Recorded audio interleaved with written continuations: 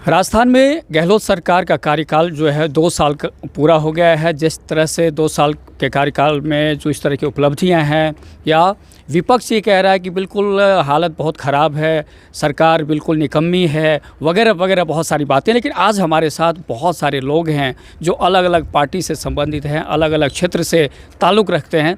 और सबसे पहले चूँकि मैं बात करूँगा, हमारे पास में खड़े हैं रामेश्वर वर्मा जो मार्क्सवादी कम्युनिस्ट पार्टी से हैं। सरकार का कार्यकाल कैसा रहा आपके हिसाब से? देश के अंदर बहुत बड़ी बीमारी जो पूरी दुनिया में है, कोरोना आई हुई है, लोगों के रोज़गार गए हैं, लोगों का काम धंधा गया है। ऐसे काम में राजस्थान की जो सरकार है कांग्रेस की, उसने मदद करने के लिए जो बिजली के बिल थे 1 रुपया यूनिट का बढ़ाया है, और जो बड़े कारखाने वाले हैं उनके 2 रुपया कम किया है। और अगर हम देखें तो राहत के नाम पर कोई भी कार्य जो है ये नहीं कर पाई। उल्टा ये है कि जो बीजेपी सरकार ने जन विरोधी काम किए थे वो भी उन्होंने जारी रखे हैं, उनमें कोई किसी तरह की छूट नहीं दी थी। मसलन स्कूलों को बंद करना, मर्ज किए स्कूल, उनको दोबारा शुरू नहीं किया। और भी जैसे नरेगा का काम है, उसके अंदर भी पूरी मजदूरी अभी तक जो है लोगों को नहीं दिला पाए। तो ये मैं कहूँगा, चाहे निजी बसों, निजीकरण के सवाल पे हैं, जो प्राइवेट बसें हैं उनको छूट दी है पूरी, वो चल रही हैं। और जो गवर्नमेंट की बसें थी उनको मज़दूरों को जो लाने ले जाने में तो यूज़ किया है, पर उनको जो अभी बहुत कम बसें उनकी चल रही हैं उनको पूरा चलाया जाना चाहिए था। और जो लोगों को राहत के नाम पे राशन के सवाल पर या कोई नगद पैसा था, एक नगद पैसा नहीं दे पाई, न केंद्र दे पाया न राजस्थान दे पाया। मोटे तौर पर दोनों ही सरकारों की आर्थिक नीतियाँ समान हैं और एक सी हैं। दोनों ही सरकारों की नीतियाँ जनविरोधी हैं। तो हम तो ये कहना चाहेंगे कि इन सरकारों में हमें न तो आम आदमी कोई फ़र्क कर रहा है, न भ्रष्टाचार के अंदर है, न कानून व्यवस्था के सवाल पे है, न महिलाओं के ऊपर दमन हो रहा है। उसके मिला के बहुत अच्छी नहीं रही। अच्छी क्या, कांग्रेस और बीजेपी में हम कोई फ़र्क नहीं कर सकते। एक चीज़, दोनों जन विरोधी नीतियों पर चलती हैं। ठीक है, चलिए, एक व्यापारी नेता बालकृष्ण गोलियान भी हमारे साथ हैं। कैसा देखते हैं आप पूरे 2 साल का जो कार्यकाल रहा गहलोत सरकार का, उस हिसाब से? 2 साल के कार्यकाल में जो हमारे अनाज मंडी है उसकी बात करें तो उसमें तो मार्केट फ़ीस बढ़ने से प्रॉब्लम ही क्रिएट हुई है, क्योंकि पड़ोसी राज्यों में मार्केट फ़ीस कम हुई है, तो उसके हिसाब से हमारे यहाँ मार्केट फ़ीस कम नहीं हुई, उल्टा बढ़ गई 1%। तो उसके हिसाब से जो हमें नुकसान हुआ है उसको तो हमने झेलना ही पड़ा है। जो सरकार की सबसे बड़ी योजना, अच्छी एक चीज़ लगी, रिफ योजना, हालांकि मैंने खुद उसका लाभ उठाया है। उसमें उद्योग में उसमें कन्वर्शन चार्ज इन्होंने मुफ्त कर दिया, किसान के लिए और व्यापारी के लिए, दोनों के लिए। तो ये बड़ी ज़बरदस्त योजना थी कोरोना काल के अंदर। उसका फ़ायदा भी राजस्थान के किसानों को और व्यापारियों को दोनों को हुआ, परंतु उसमें जो बैंक है वो बिल्कुल ही सपोर्ट नहीं कर पा रहे। उसकी वजह से वो योजना थोड़ी ढीली पड़ गई है। अगर उसमें बैंक थोड़ा सपोर्ट करे या उसमें जो भी थोड़ी बहुत उसकी खामियां उसको दूर करे तो राजस्थान के व्यापारी, छोटे व्यापारी को और किसानों को, दोनों को फ़ायदा मिलेगा। चलिए, चूँकि भारतीय जनता युवा मोर्चा से देवेंद्र पारीक भी हमारे साथ हैं। वैसे तो आप जो कहेंगे सबको पता है, लेकिन फिर अपने शब्दों में बताइए आप। देखिए, राज्य सरकार जो मैं कहता हूँ वादा खिलाफी की सरकार है।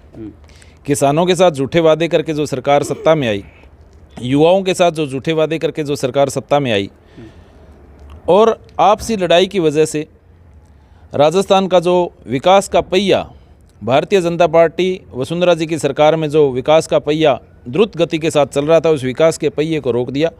गांव, गरीब, महिला, युवा, हर वर्ग इस सरकार से त्रस्त है, आपसी लड़ाई में लगे हुए हैं। और आज की परिस्थिति को देखते हुए ऐसा लग रहा है कि राजस्थान में कोई धनी दौरी नहीं है, कोई सरकार नाम की चीज़ नहीं है। तो जनता को भी इस विषय में सोचना पड़ेगा, विचार करना पड़ेगा। ये लोग तो एक ही काम में लगे हुए हैं, राज्य में इनकी सरकार है लेकिन खुद जिम्मेदारी से भाग रहे हैं। और हमारे प्रधानमंत्री नरेंद्र मोदी जी के खिलाफ और भारतीय जनता पार्टी के खिलाफ कभी किसी वर्ग को भड़काते हैं, कभी किसी वर्ग को भड़काते हैं। इस एक काम में लगे हुए हैं और आपसी इनकी लड़ाई जो है वो इनसे संभल नहीं रही है। चलिए, कैलाश मेघवाल हैं जो भारतीय जनता पार्टी अनुसूचित जाति मोर्चा के प्रदेशाध्यक्ष हैं। कैसा देखते हैं पूरे 2 साल का जो कार्यकाल रहा गहलोत जी का? जहाँ साहब 2 साल के इस कार्यकाल में राज्य की सरकार अस्थिर रही, और अस्थिर सरकार कभी विकास कार्य नहीं कर सकती। मैं एससी मोर्चा का राजस्थान का काम देख रहा हूँ, दलित समाज में जाता हूँ। दलित समाज पर अप्रत्याशित रूप से जो घटनाएं उनके ऊपर घटित हुई हैं, जो अत्याचार उनके ऊपर बढ़े हैं, ये इस सरकार की एक ऐसी नीति स्पष्ट हो रही है कि जनता की रखवाली करने के लिए कटिबद्ध नहीं है। एससी समाज के लिए अम्बेडकर पीठ का गठन हमारी सरकार ने पिछली बार किया था। 500 करोड़ रुपए का बजट दिया था। उसमें एससी के बच्चे पढ़ते हैं, उनको छात्रवृत्ति मिलती, वहाँ पुस्तकालय बनाया गया, बहुत बड़ा भवन बनाया गया, शोध कार्य होने थे। परंतु इस सरकार ने आते ही उस अम्बेडकर पीठ को बंद करके एससी के बच्चों के अधिकारों पर कुठाराघात किया और उसको अम्बेडकर कॉलेज नाम दे दिया। वहाँ कुछ भी नहीं हो रहा है, वो बंद पड़ा है। इस प्रकार इस सरकार की अस्थिरता के कारण से राजस्थान की जनता त्रहिमाम कर रही है और ये सरकार अस्थिर ही रहेगी और ये विकास कार्य नहीं कर सकती। इसलिए 2 वर्ष के कार्यकाल की समाप्ति पर मैं मुख्यमंत्री जी से आग्रह करूंगा कि कृपया इस्तीफा दे करके नए चुनाव कराएं। जो अच्छी सरकार बहुमत लेके आएगी वो राजस्थान का विकास करेगी। धन्यवाद। कुल मिलाकर भाजपा ने मुख्यमंत्री से इस्तीफा ही मांग लिया है। और उद्योगपति भी हमारे साथ हैं, अमृतलाल गर्ग। क्या देखते हैं आप? अमृतलाल सिंगला, सॉरी, बताइए। इन्होंने जो अशोक गहलोत साहब ने जो रिप्स की नई योजना चालू की है राजस्थान में उद्योगों के उत्थान के लिए, बढ़िया योजना है। लेकिन इसमें जो दिक्कत आ रही है वो एक तो मनरेगा की और एक एनसीडीएक्स की। एनसीडीएक्स जो सेंट्रल गवर्नमेंट ने चालू की थी मनमोहन सिंह जी टाइम में, मनरेगा भी ये मज़दूरों के लिए और किसानों के लिए की थी। लेकिन एनसीडीएक्स में तो ये मुनाफाखोर और भ्रष्टाचारी घोटालेबाज मंत्री, राजनीतिज्ञ और बड़े बड़े अफसर ये घुस गए। ये किसानों के हाथ में नहीं है। ये इसका ना किसान को कोई फ़ायदा मिलता है ना कोई लेना देना। दूसरा मनरेगा की बात है। मनरेगा का मैंने कहा था उनको भी, आप इनको 200 रुपये दिहाड़ी देते हैं, 400 रुपये दिहाड़ी दे दो मनरेगा को। लेकिन लेबर को हमारी फैक्ट्रियों में एम्प्लॉय करो। उनको कोई भी फैक्ट्री में जाओ, वहाँ से सर्टिफिकेट लाओ आप भी आपने आज काम किया है, तब उसको आप 200 रुपये दे दो, 200 रुपये हम देंगे। तो इसमें जो भ्रष्टाचार है मनरेगा में, वो भ्रष्टाचार भी कम होगा और लेबर को काम भी मिलेगा और सरकार का वेस्ट पैसा जो है वो व्यर्थ नहीं जाएगा। तो ये भी काम भी कोई उन्होंने नहीं किया। तीसरा था ये बिजली की, जो हमारी रिको इंडस्ट्रियल एरिया है, रिको में ये वाटर संरक्षण चार्ज लगाते हैं बिजली पे। तो बिजली जब हम रिको को सर्विस चार्ज देते हैं तो उसमें सारे चार्ज आ गए, फिर ये बिजली के बिल में ये अलग से क्यों? ठीक है, ये नहीं होना चाहिए। रोका इनको। अच्छा, स्थायी सेवा शुल्क बढ़ा दिया, फिर इन्होंने मार्केट फीस बढ़ा दी हमारे पर। ये दूसरे ये स्टेटें हैं उनमें तो 50 पैसे, किसी में 1 रुपया, इनका ये 1 रुपया 60 पैसा था, इन्होंने 2 रुपये 60 पैसे कर दिए। तो इंडस्ट्री कैसे चलेगी? मैंने इनको लिख के भी दिया है, उद्योग मंत्री को भी लिख के दिया है, सेंट्रल गवर्नमेंट को भी लिख के दिया है भी। अच्छा, ये एमएसपी की जो बात करते हैं, एमएसपी के लिए भी मैंने लिखा है भी एमएसपी पे आप माल मत खरीदो। किसान का माल जो है एमएसपी पे मत खरीदो, इसको बाज़ार में बिकने दो। और जो डिफरेंस आए उस पर कोई एजेंसी नियुक्त कर दो जो उसको सर्टिफाई करेगी भी इसका इतना माल इस भाव में बिका, एमएसपी से इतना नीचे बिका है, कुल टोटल अमाउंट इसकी इतनी बनती है। वो आप बैंक खाते में, उसके किसान के खाते में जमा करा दो। आड़ती को तो आड़ती मिल गई, बाज़ार में माल आ गया और सारी चीज़ें इनको पता लग गया भी फ़लाँ स्टेट में फ़लाँ आइटम कृषि उपज की उत्पाद जो है वो इतना पैदा होता है। तो उसकी जो भी भविष्य की जो योजना बनानी है बन सकती है। पर अभी इसमें भी चक्कर है भी, जो ये सरकारी मशीनरी है, ये नेता है, उनकी जेब में कुछ नहीं जाएगा उसकी जेब में कुछ नहीं जाएगा। चलिए, हमारे साथ कांग्रेस नेता सौरभ राठौड़ भी हैं। कुल मिलाकर जिस तरह से हर वर्ग कह रहा है कि बहुत कुछ होने वाला था लेकिन कुछ हुआ नहीं, सरकार अस्थिर रही, कमज़ोर रही, क्या कहते हैं आप?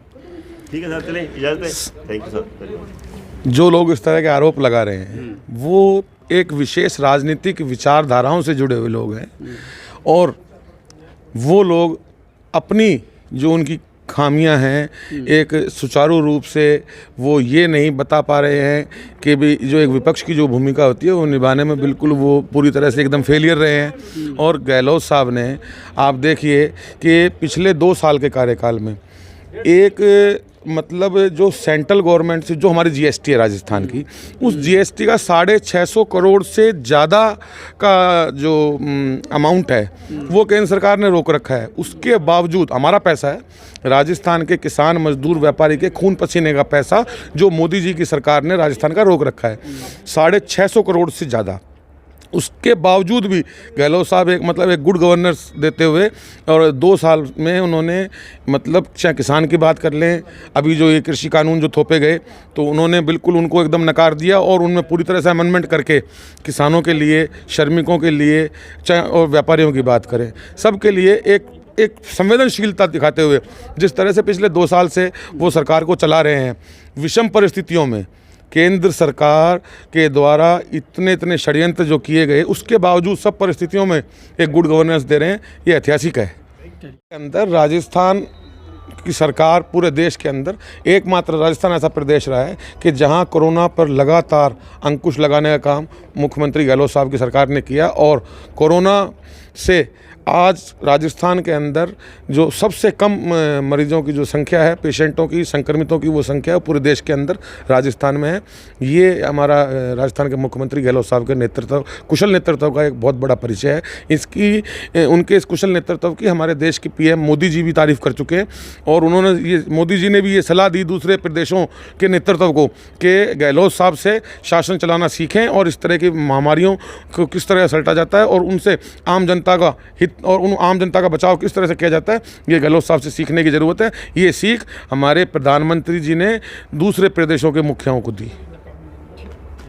हमारे साथ राजस्थान आर्थिक परिषद के पूर्व प्रदेश अध्यक्ष डॉक्टर संतोष राजपुरोहित हैं। आप 2 साल का जो कार्यकाल रहा अब तक, कैसा देखते हैं आप?